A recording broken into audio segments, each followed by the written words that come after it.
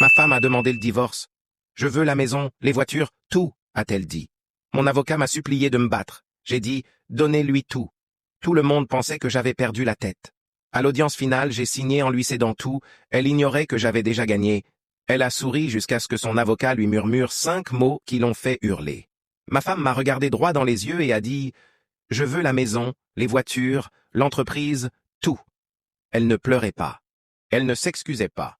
Elle exigeait comme si elle commandait quelque chose sur un menu, comme si 14 ans de mariage, 2 enfants et tout ce que j'avais construit de mes propres mains n'était qu'une transaction qu'elle était prête à conclure.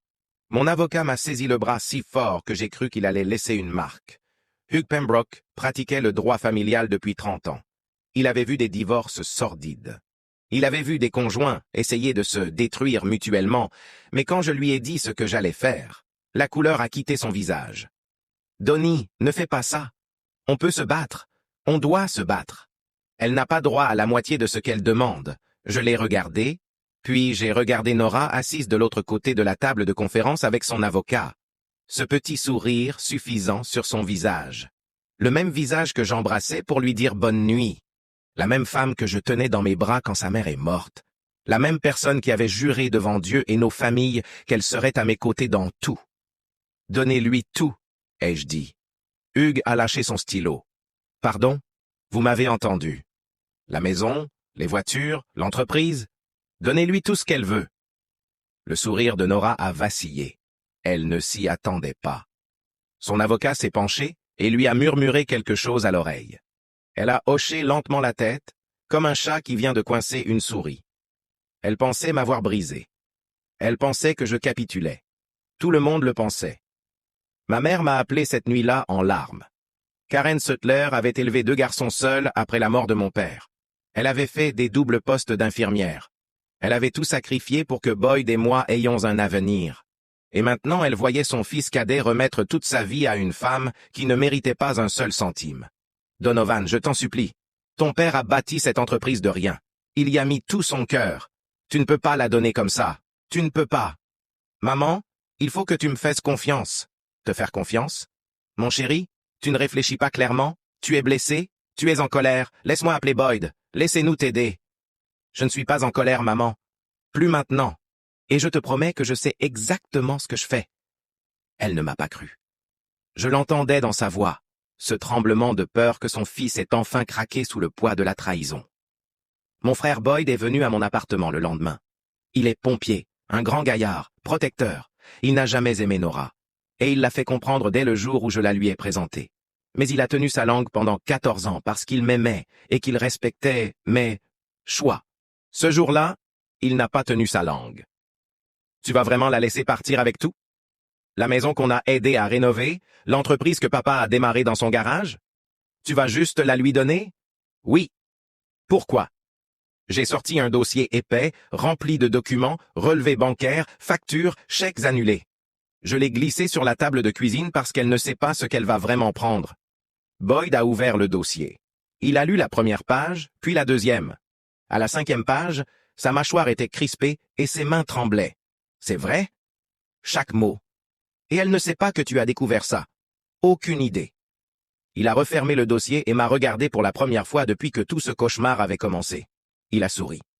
Petit frère, tu es peut-être l'homme le plus intelligent que j'ai jamais rencontré. Voyez-vous, tout le monde pensait que j'étais brisé. Il pensait que j'avais abandonné. Il voyait un homme qui entrait dans une procédure de divorce et agitait le drapeau blanc sans porter un seul coup. Mais il ne savait pas ce que je savais. Il n'avait pas vu ce que j'avais trouvé enfoui dans 3 ans de documents financiers. Il ne comprenait pas que parfois la meilleure façon de gagner n'est pas de se battre plus fort. C'est de s'écarter et de laisser son ennemi marcher droit dans le piège qu'il a lui-même construit. Donc, quand je suis entré dans ce tribunal pour l'audience finale, je n'étais pas nerveux. Je n'avais pas peur. Je n'étais pas vaincu. J'étais patient. Nora était assise à sa table, habillée comme pour une couverture de magazine. Elle avait déjà choisi de nouveaux meubles pour la maison. Elle avait déjà prévu de rebaptiser l'entreprise. Elle avait déjà dépensé l'argent qu'elle pensait recevoir. Elle m'a souri quand je suis entré.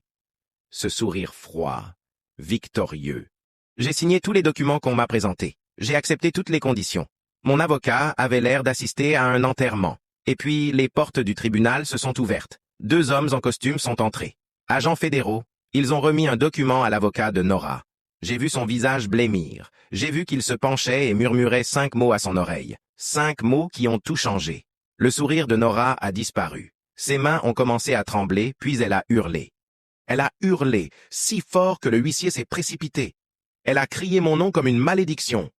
Mais je suis resté assis là, calme comme un matin d'été, et j'ai regardé la femme qui avait volé ma confiance, mon argent et ma famille, obtenir enfin exactement ce qu'elle méritait. Je m'appelle Donovan Sutler. Mes amis m'appellent Donnie. Et voici l'histoire de comment j'ai tout perdu et gagné. Laissez-moi vous ramener à où tout a commencé. J'ai grandi dans une petite ville près de Columbus, Ohio. Mon père, Walter Sutler, était plombier. Pas le genre qui arrive en retard et vous facture trop cher pour un robinet qui fuit. Le vrai. Travaux commerciaux, immeubles de bureaux, hôpitaux, écoles. Il a fondé Sutler & Sons Plumbing en 1987, travaillant depuis notre garage avec rien d'autre qu'une camionnette d'occasion et la volonté de travailler plus dur que tout le monde. À 12 ans, j'accompagnais sur les chantiers. À 16 ans, je pouvais déboucher un tuyau et souder du cuivre mieux que la plupart des adultes. Mon frère Boyd a pris une autre voie. Il est devenu pompier. Moi, j'aimais le métier. J'aimais construire de mes mains. J'aimais résoudre des problèmes dont les autres se détournaient. Papa est mort d'une crise cardiaque quand j'avais 30 ans. On l'a trouvé dans l'atelier un matin, affalé sur son établi. Le médecin a dit que c'était rapide, qu'il n'avait probablement rien senti. Je ne sais pas si ça rendait les choses meilleures ou pires. Il m'a laissé l'entreprise. Sutler & Sons. 12 employés, une solide réputation et un héritage que je jurais de protéger de tout ce que j'avais. J'ai rencontré Nora 2 ans avant le décès de papa. Elle travaillait comme réceptionniste dans un cabinet dentaire où j'installais de nouvelles canalisations. Elle avait ce rire qui pouvait remplir une pièce. Elle me faisait me sentir comme l'homme le plus intéressant du monde même quand j'étais couvert de graisse et que je sentais le ciment PVC. On est sortis ensemble 1 an, on s'est mariés dans une petite église hors de la ville. Ma mère a pleuré. Boyd a porté un toast qui a fait rire tout le monde. Nora m'a regardé pendant notre première danse comme si j'étais son univers entier. Pendant un temps, j'y ai cru. Maisie est arrivée 2 ans plus tard. Une magnifique petite fille, avec les yeux de sa mère et mon entêtement. Puis Théo, 3 ans après, un petit garçon sauvage qui voulait être exactement comme son papa. Je le portais sur mes épaules dans le magasin de bricolage, le laissant choisir des outils trop jeunes pour lui. C'était de bonnes années. Dures, mais bonnes. Je travaillais 60, parfois 70 heures par semaine pour développer l'entreprise. On a décroché de plus gros contrats, embauché plus de gars, acheté de nouveaux camions. Je ne devenais pas riche, mais je subvenais aux besoins. Je construisais quelque chose dont mes enfants pouvaient être fiers. Mais vers la 10e année de notre mariage, Nora a changé. Ça n'est pas arrivé d'un coup.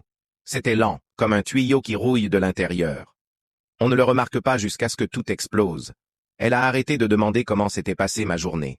Elle a commencé à se plaindre de la maison, même si on avait passé 2 étés à la rénover avec l'aide de mon frère. Elle voulait une cuisine plus grande, une voiture plus belle, des vacances dans des endroits qu'on ne pouvait pas se permettre. Tout le monde avance, Donnie. Pourquoi on reste sur place? On n'est pas sur place. On construit quelque chose. Construire quoi? Ça? Elle a désigné le salon comme si c'était une prison. Je ne me suis pas inscrite pour cette vie-là. Tu t'es inscrite pour moi. Elle n'a pas répondu. Elle s'est juste éloignée. Je me suis dit que c'était le stress. Je me suis dit qu'elle était fatiguée d'élever 2 enfants pendant que je travaillais de longues heures. Je me suis dit que si je travaillais plus dur, gagnais plus d'argent, lui donnais ce qu'elle voulait, les choses s'arrangeraient. Elles ne s'arrangèrent pas. Elle a quitté son travail à temps partiel, disant qu'elle devait se concentrer sur les enfants. Mais les enfants étaient à l'école toute la journée, et quand je rentrais, elle était généralement sur son téléphone ou devant la télé. La maison était en désordre. Le dîner était à emporter, et chaque conversation tournait à la dispute sur l'argent.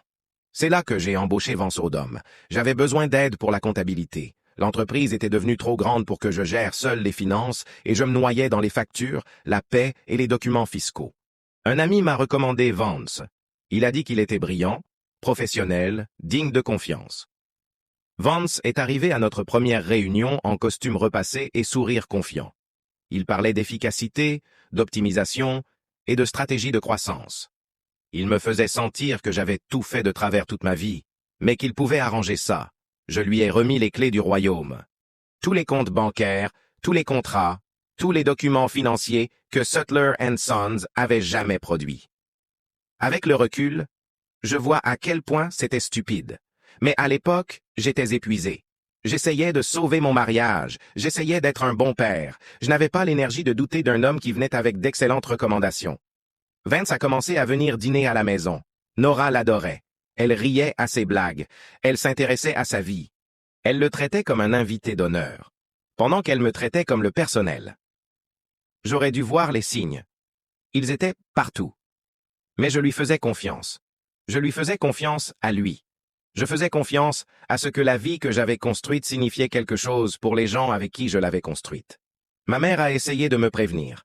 Karen Sutler n'est pas une femme qui parle sans réfléchir. Donc, quand elle m'a pris à part après un dîner du dimanche, j'aurais dû écouter. Donovan. Quelque chose ne va pas avec cette femme. Maman, s'il te plaît, pas encore ça. Je n'essaie pas de créer des problèmes. J'essaie de protéger mon fils. Elle te regarde comme un étranger. Et la façon dont elle regarde ton comptable est autre chose. Je lui ai dit qu'elle imaginait des choses. Je lui ai dit que Nora et moi traversions une période difficile, mais qu'on s'en sortirait. J'avais tort. J'avais tellement tort. Et j'allais découvrir à quel point la trahison était profonde. C'était un mardi de mars quand toute ma vie s'est effondrée. Je me souviens de la date parce qu'on avait un gros chantier prévu dans un complexe médical à l'est de la ville, nouvelle construction, 3 étages de plomberie. Ça devait prendre toute la journée. Mais l'entrepreneur général a appelé ce matin-là et a repoussé le début d'une semaine. Quelque chose à propos de permis non validé à temps. J'ai décidé de rentrer tôt. Peut-être surprendre Nora. Peut-être emmener les enfants prendre une glace après l'école. Je me suis arrêté à une station-service et j'ai acheté ses fleurs préférées, des roses jaunes. Elle adorait quand je lui apportais des fleurs sans raison. Je me suis garé dans l'allée vers midi. La voiture de Nora était là, donc elle était à la maison. Mais quand je suis entré par la porte d'entrée, la maison était silencieuse. Trop silencieuse. « Nora, tu es là ?» Pas de réponse. J'ai posé les fleurs sur le comptoir de la cuisine. Traversé le salon. Rien. Je me suis dit qu'elle faisait peut-être une sieste. Elle se plaignait de maux de tête ces derniers temps. Je suis monté à l'étage. La porte de la chambre était fermée. J'entendais quelque chose de l'autre côté. Des voix basses, étouffées. Mon cœur s'est mis à cogner avant même que mon cerveau ne comprenne. Une partie de moi savait déjà ce que j'allais trouver. Une partie de moi le savait depuis des mois et refusait de l'accepter. J'ai poussé la porte et ils étaient là, Nora et Van Sodom, dans mon lit, dans ma maison, dans la chambre où mes enfants dormaient au bout du couloir. Le temps s'est arrêté. Je ne pouvais plus respirer. Je ne pouvais plus bouger. Je suis juste resté là, tenant un bouquet de roses jaunes, regardant les 2 personnes en qui j'avais le plus confiance au monde, enlacées comme si je n'existais pas. Nora a crié. Vance a attrapé ses vêtements en vitesse, et quelque chose en moi s'est glacé. Pas brûlant, pas en colère, juste glacé, comme si on m'avait versé de l'eau glacée dans les veines. « Donnie, attends, laisse-moi t'expliquer. »« Expliquer quoi, Nora? Expliquer comment tu t'es retrouvé au lit avec mon comptable? Expliquer depuis combien de temps ça dure dans mon dos? » Elle a tiré le drap autour d'elle comme si elle avait encore une dignité à protéger. « Ce n'est pas ce que tu crois. »« C'est exactement ce que je crois. »« Depuis combien de temps? » Elle n'a pas répondu. Elle a regardé Vance à la place. Il boutonnait sa chemise, évitant mon regard. « Depuis combien de temps? » ai-je redemandé. Vance a enfin parlé. « Environ 1 an? 1 an? 12 mois? 52 semaines de mensonges, de sourires à ma table, de poignées de main et de réunions d'affaires, en prétendant être mon ami pendant qu'il couchait avec ma femme. Sors de ma maison. Donnie. Parlons-en comme des adultes, a dit Vance en se dirigeant vers la porte. Les affaires sont les affaires. Je me suis mis en travers de son chemin. Les affaires. Tu appelles ça des affaires? Tu as mangé le dîner de Thanksgiving avec ma famille. Tu as porté mon fils. Tu m'as regardé dans les yeux chaque semaine et tu m'as menti en face.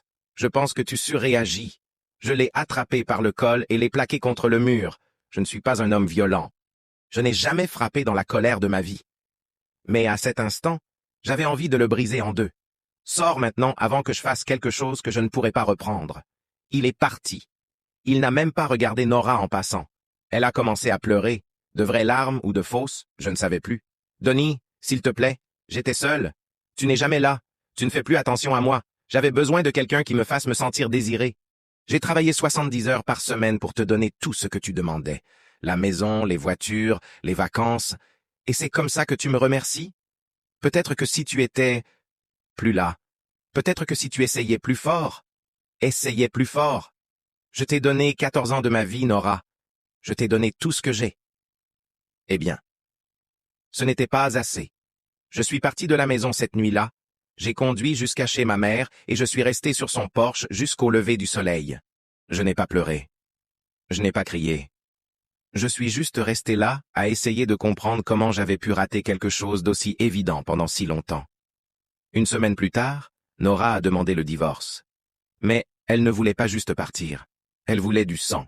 La maison, les 2 véhicules, la garde exclusive de Maisie et Théo, et Sutler & Sons Plumbing, l'entreprise que mon père avait construite, celle à laquelle j'avais consacré toute ma vie adulte. Son avocat a envoyé une lettre de demande qui m'a retourné l'estomac. Elle prétendait avoir été une associée non rémunérée dans le développement de l'entreprise. Elle disait mériter une compensation pour des années de travail émotionnel et de sacrifices domestiques. Mon avocat, Hugh Pembroke, m'a appelé le jour même. « Donnie, c'est de l'extorsion. Elle n'a pas droit à l'entreprise. On peut contester ça. Je sais qu'on peut. » Bien. Alors, commençons à préparer notre défense. Pas encore, Hugh. Il y a quelque chose que je dois vérifier d'abord. Cette nuit-là, je suis allé au bureau. J'ai sorti tous les documents financiers des 3 dernières années. Relevés bancaires, factures, paiements fournisseurs, registres de chèques. Je les ai étalés sur le vieux bureau de mon père et j'ai commencé à lire. À minuit, j'avais trouvé la première fausse facture. À 2 heures du matin, j'en avais trouvé 12 de plus. Au lever du soleil, j'avais découvert près de 400 000 $ de transactions frauduleuses. Sociétés écrans, faux fournisseurs, paiements pour des matériaux qui n'avaient jamais existé. Et sur la moitié de ces chèques, là, en noir sur blanc, la signature de ma femme. Nora ne m'avait pas seulement trompé, elle me volait à l'aveugle, et elle pensait s'en tirer. Je me suis assis dans la cuisine de ma mère le lendemain matin avec le dossier étalé devant moi. 3 ans de vol, près de 400 000 $, fausses factures, société écran, et la signature de ma femme sur chèque après chèque après chèque. Mon premier instinct a été de la confronter, de lui jeter ses documents à la figure et de la regarder se tortiller, d'appeler la police et de la faire arrêter sur le champ. Mais je me suis arrêté.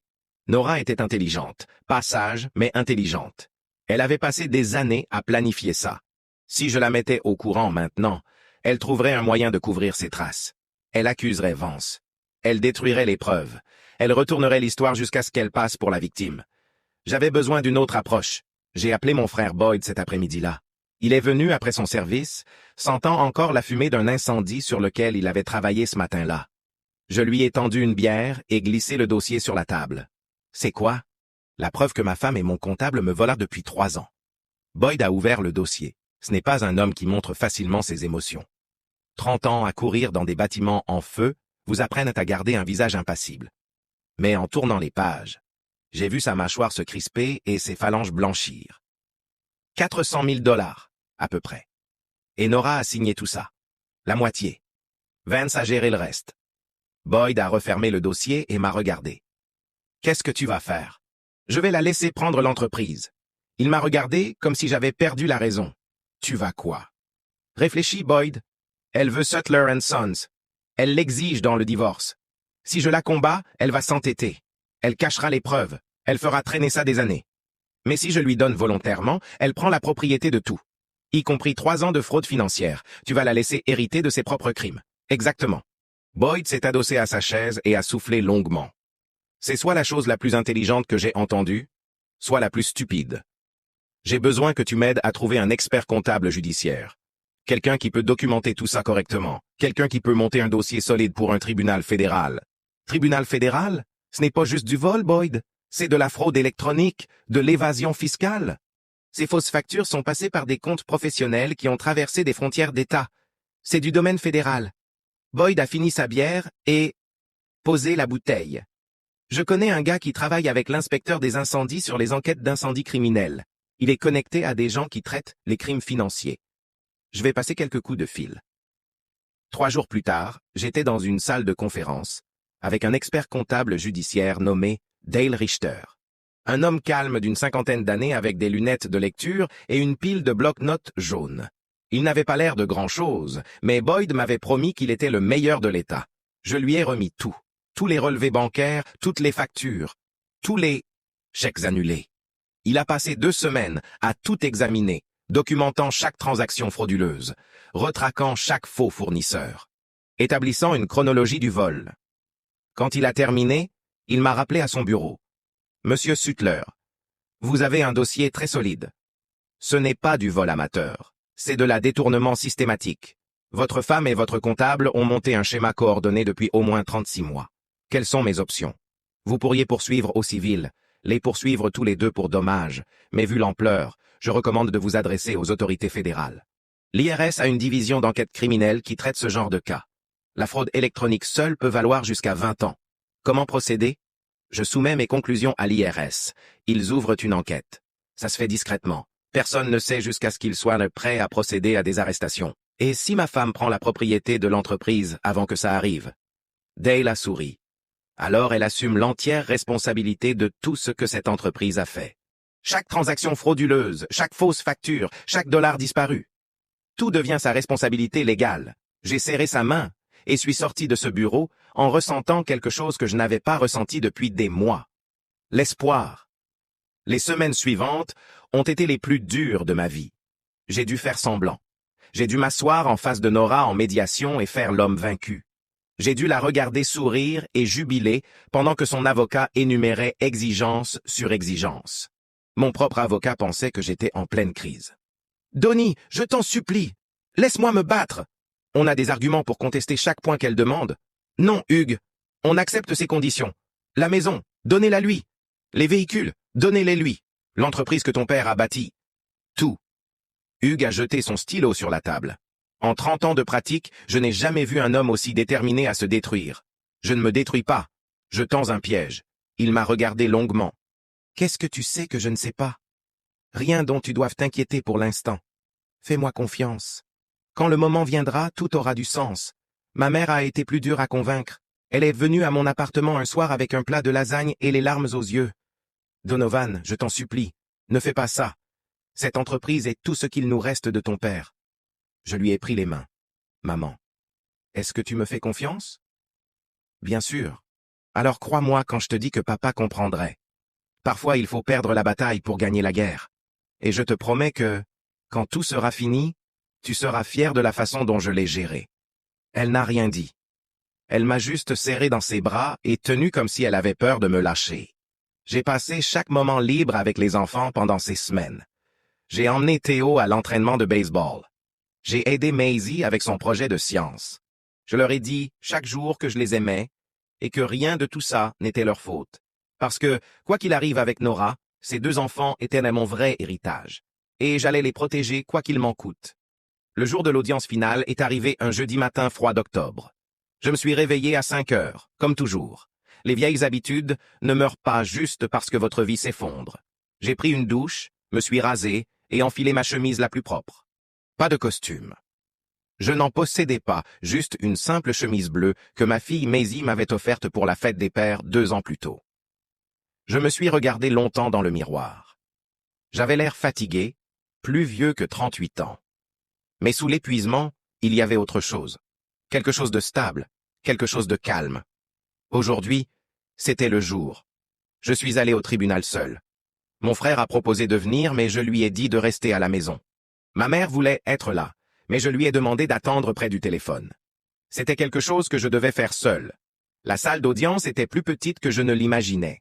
Lambris de bois, lumière fluorescente, un drapeau américain pendant mollement dans le coin.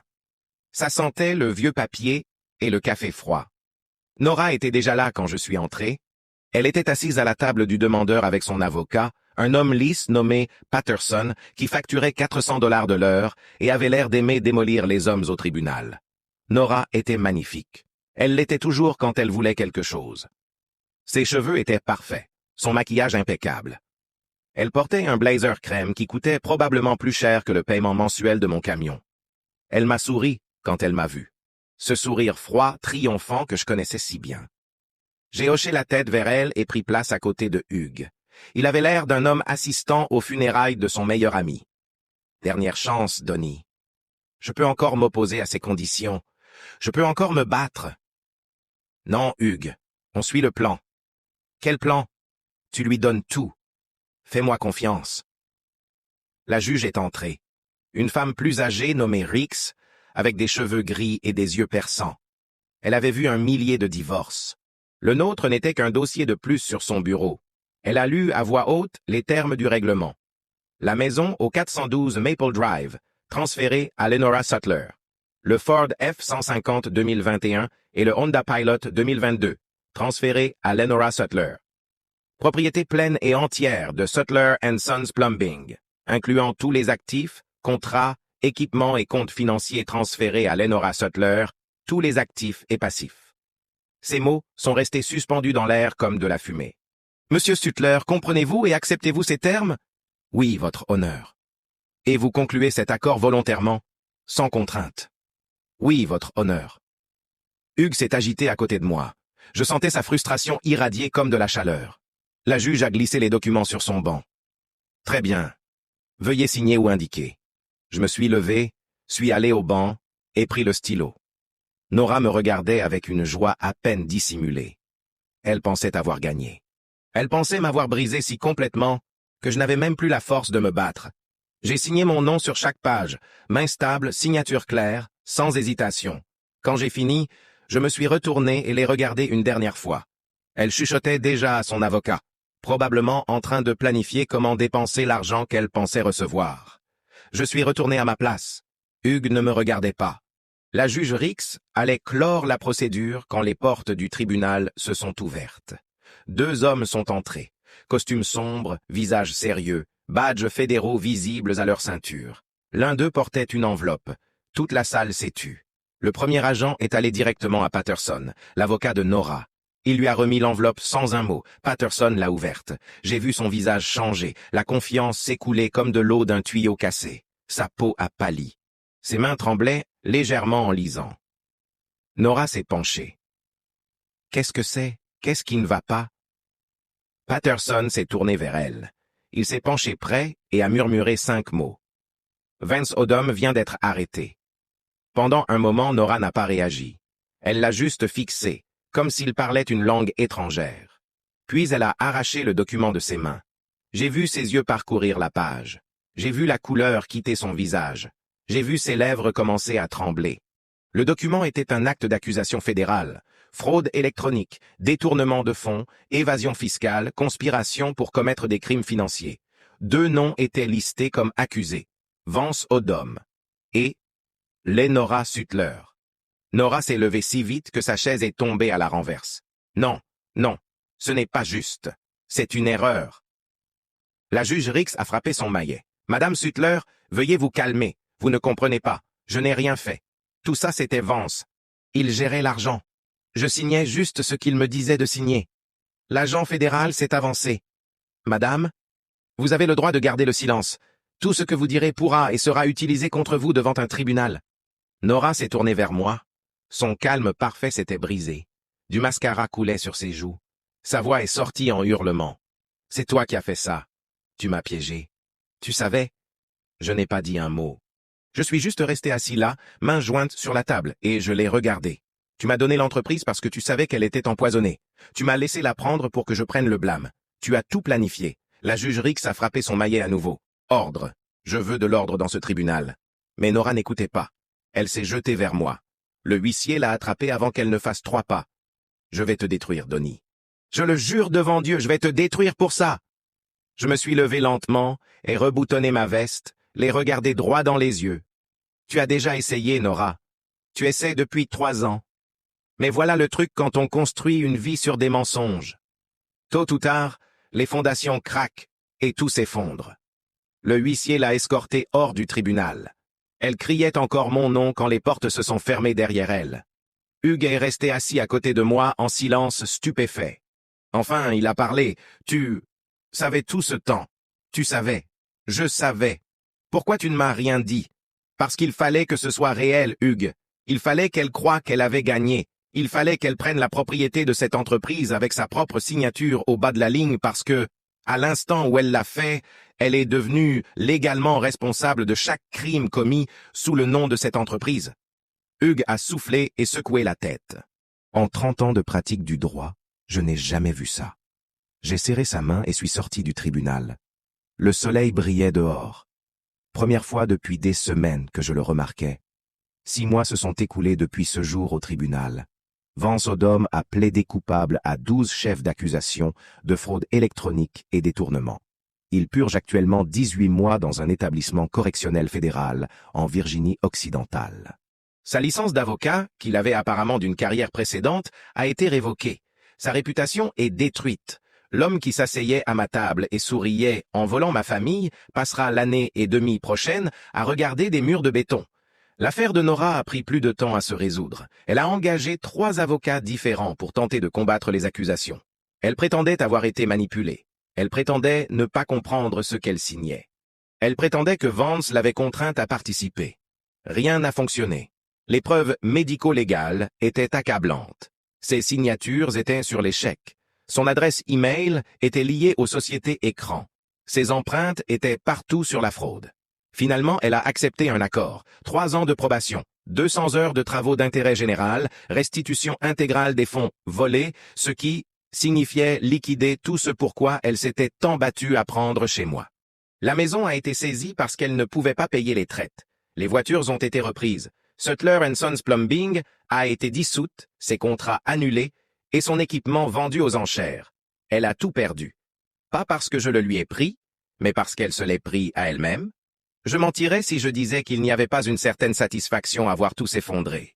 Après tout ce qu'elle avait fait, après chaque mensonge et chaque trahison, il y avait une partie de moi qui voulait la voir souffrir. Mais ce sentiment s'est estompé plus vite que je ne l'aurais cru. La vengeance, c'est comme boire du poison en attendant que l'autre meure. Ça ne guérit rien. Ça ne reconstruit rien. Ça vous enchaîne juste à la personne qui vous a blessé. Alors, je l'ai lâché. J'ai recommencé de zéro avec rien d'autre que mes outils et ma réputation. J'ai déposé les papiers pour une nouvelle entreprise, Sutler Plumbing Services. Plus petite que l'original, plus simple, mais à moi. Construite proprement depuis le sol avec aucun associé, aucun comptable en qui je n'avais pas confiance et aucun secret caché dans les livres. Mon ancienne équipe est revenue travailler pour moi, chaque membre. Danny Flores, mon chef monteur de tuyaux, s'est présenté le premier jour dans le nouvel atelier avec une caisse de bière et une poignée de main. « J'ai entendu que tu embauchais, patron? Le salaire va être plus bas pendant un moment jusqu'à ce que je reconstruise. Ça m'est égal. Je préfère travailler pour un homme bien en gagnant moins que pour un mauvais en gagnant plus. » On a décroché notre premier contrat 2 semaines plus tard. Un entrepreneur général nommé Rick Bowman avait entendu ce qui s'était passé. Pas les ragots, la vérité. Il m'a appelé personnellement. « Donny, ça fait 25 ans que je suis dans ce métier. J'ai vu des hommes passer par ce que tu as traversé et en sortir amers, brisés ou en faillite. Toi, tu en es sorti debout. Ça me dit tout ce que j'ai besoin de savoir sur ton caractère. Je te veux sur mes projets. » Cet appel a mené à 3 autres. Le bouche à oreille s'est répandu. En 4 mois, Sutler Plumbing Services avait plus de travail que je ne pouvais en gérer. J'ai embauché 2 nouveaux gars et acheté une 2e camionnette. Ma mère a pleuré quand elle a vu le nouvel atelier. Elle s'est tenue dans l'embrasure avec la main sur le cœur, regardant l'enseigne que j'avais accrochée au-dessus de l'entrée. « Ton père serait si fier de toi, Donovan. »« Je l'espère, maman. Je sais qu'il l'est. Tu as fait ce qu'il t'a toujours enseigné. Tu es resté honnête. Tu es resté patient. Et tu as laissé la vérité faire le gros du travail. Boyd vient tous les dimanches maintenant. On s'assoit sur le porche de maman, on boit des bières, et on regarde le soleil se coucher. Parfois on parle, parfois non. Dans les 2 cas, ça ressemble à la maison. Le régime de garde a pris du temps à être réglé. Avec les problèmes judiciaires de Nora, le tribunal a accepté de revoir les termes originaux. J'ai maintenant Maisie et Théo, 1 semaine sur 2, plus les vacances et les étés. Ce n'est pas parfait, mais c'est juste. Les enfants vont mieux que ce que j'espérais. Les enfants sont résilients. Plus résilients qu'on ne leur en accorde le crédit. Maisie m'a demandé une fois si je haïssais sa mère pour ce qu'elle avait fait. J'y ai réfléchi longtemps avant de répondre. Non, ma chérie, je ne la hais pas. La haine est trop lourde à porter. Ça vous alourdit et vous garde coincé dans le passé. Ta maman a fait des choix qui ont blessé beaucoup de gens, y compris elle-même. Mais la haïr ne changera rien. La seule chose que je peux contrôler, c'est comment j'avance. Et je choisis d'avancer avec de l'amour pour toi, pour ton frère, pour cette famille. Elle m'a serré fort dans ses bras et n'a pas lâché pendant longtemps. Théo voit les choses plus simplement. Il veut juste jouer à la balle et manger de la pizza et savoir que son papa sera là quand il le dit. Je n'ai manqué aucun match de baseball. Je n'en manquerai jamais aucun. En regardant en arrière, j'ai appris quelque chose d'important à travers tout ça. La force n'est pas de livrer tous les combats. C'est de savoir quels combats livrer et lesquels lâcher. C'est de faire confiance que la vérité finira par émerger, même quand on a l'impression que les mensonges gagnent. C'est de protéger sa paix, son intégrité et les gens qui comptent le plus. Même quand le monde vous dit de tout brûler. Ma femme voulait tout. Je le lui ai donné. Chaque mensonge, chaque dollar volé, chaque conséquence qu'elle avait gagnée. Elle pensait prendre mon avenir, mais elle n'a pris que le sien. Et moi, je suis toujours là, toujours en train de construire, toujours debout. Parce que certaines choses ne peuvent pas être volées. Le caractère, l'intégrité, l'amour de vos enfants, le respect des bonnes personnes, ces choses-là doivent être gagnées. Et une fois gagnées, personne ne peut vous les prendre. Si vous traversez quelque chose de difficile en ce moment, si quelqu'un vous a trahi ou brisé votre confiance, ou vous a fait sentir que vous avez tout perdu, je veux que vous entendiez ceci. Vous n'avez pas perdu. Pas encore. Jamais. Tant que vous restez fidèle à qui vous êtes, tant que vous continuez d'avancer avec honnêteté et patience, vous trouverez votre chemin. La tempête ne dure pas éternellement, mais la personne que vous devenez en la traversant reste avec vous pour le reste de votre vie. Je m'appelle Donovan Sutler. Et voilà mon histoire. Si cette histoire vous a touché, appuyez sur le bouton like et partagez-la avec quelqu'un qui a besoin de l'entendre aujourd'hui. Laissez un commentaire ci-dessous et dites-moi quelle partie vous a le plus parlé. Et si ce n'est pas déjà fait, abonnez-vous à la chaîne et activez les notifications pour ne jamais rater une autre histoire. Il y en a d'autres qui arrivent chaque semaine. Et croyez-moi, vous ne voulez pas rater la suite.